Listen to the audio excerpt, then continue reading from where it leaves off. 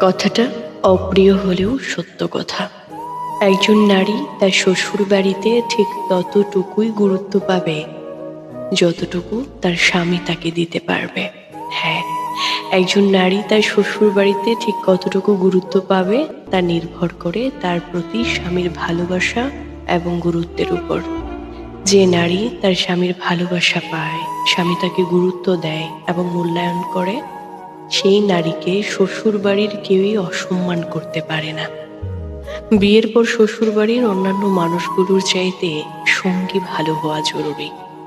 সঙ্গী ভালো হলে শ্বশুরবাড়ির অন্যান্য মানুষ যেমনই হোক, তবু সংসারে টিকে থাকা যায়।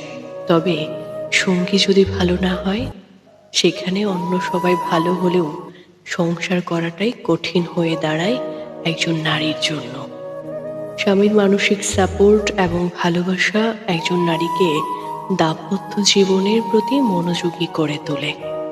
সেই সাথে স্ত্রীর প্রতি স্বামীর যত্নশীল মনোভাব, স্ত্রীর প্রতি সহমর্মিতা থাকলে সেখানে অনায়াসে যুগের পর যুগ একজন নারী পার করে দিতে পারে। বিয়ের পরবর্তী সময়টা সব পুরুষদের জন্যই চ্যালেঞ্জের।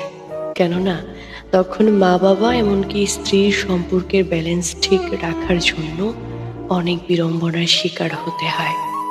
তার মানে এই নয় যে এক পক্ষকে খুশি করতে অপর পক্ষের সাথে সম্পর্কে টানাপোড়েন ঘটানো যাবে।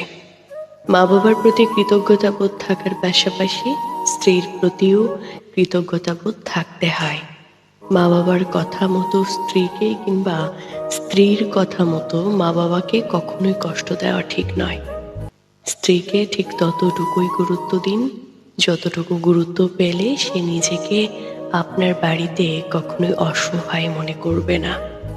শ্বশুরবাড়ির সব পরিস্থিতিতে সবাইকে আপন করে নিতে তাকে ভরসা দিন, তাকে আত্মবিশ্বাসী হতে সহায়তা করুন। আসলে শ্বশুরবাড়িতে একজন নারী গুরুত্ব কতটুকু পাবে তা নির্ভর করে তার প্রতি স্বামীর ভালোবাসা এবং গুরুত্বের ওপর। তার প্রতি কৃতজ্ঞতাবোধ থাকার পাশাপাশি স্ত্রীর প্রতিও কৃতজ্ঞতাবোধ থাকতে হয়। মা বাবার কথা মতো স্ত্রীকে কিংবা স্ত্রীর কথা মতো মা বাবাকে কখনোই কষ্ট দেওয়া ঠিক নয়। স্ত্রীকে ঠিক ততটুকুই গুরুত্ব দিন যতটুকু গুরুত্ব পেলে সে নিজেকে আপনার বাড়িতে কখনোই অসহায় মনে করবে না।